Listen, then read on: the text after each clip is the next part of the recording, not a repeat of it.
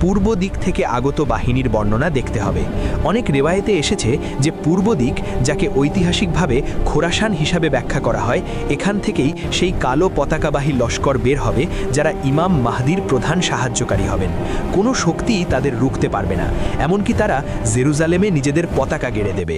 আজ যদি ভৌগোলিক প্রেক্ষাপটে দেখেন, তবে প্রাচীন খোরাসানের একটি বড় অংশ বর্তমান ইরানের অন্তর্ভুক্ত। সবচেয়ে গুরুত্বপূর্ণ বিষয় হলো, এই মুহূর্তে পুরো বিশ্বে ইরানই একমাত্র দেশ যারা ইসরায়েল ও আমেরিকার চোখের দিকে তাকিয়ে কথা বলার সাহস দেখাচ্ছে।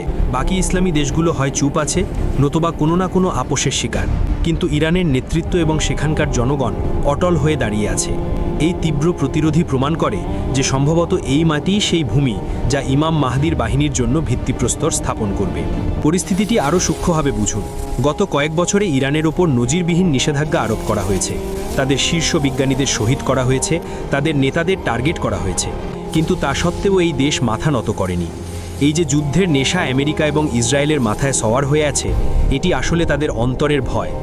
দজ্জালি শক্তিগুলো খুব ভালো করেই জানে যে তাদের মোকাবেলা ভবিষ্যতে কার সাথে হতে চলেছে। সম্প্রতি লোহিত সাগর থেকে শুরু করে ভূমধ্য সাগর পর্যন্ত যে সামরিক টানটান উত্তেজনা এবং ইরানের রেভলিউশনারি গার্ডসের যে অভাবনীয় তৎপরতা, তা কি কেবলই আত্মরক্ষা, নাকি এটি সেই প্রতিশ্রুত লস্করের পদধ্বনি যারা দজ্জালি শক্তির ভিত নাড়িয়ে দেবে?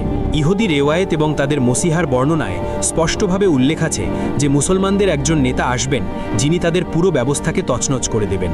তাই অনেক বিশ্লেষকের ধারণা, ইসরায়েল ইরানকে কেবল সামরিকভাবে ভয় পায় না, বরং তারা দিশেহারা হয়ে আছে, কারণ তাদের নিজস্ব ধর্মীয় কিতাব অনুযায়ী তারা জানে যে তাদের ধ্বংসের শুরু এই অঞ্চল থেকেই হবে যাকে আমরা ইরান বলি।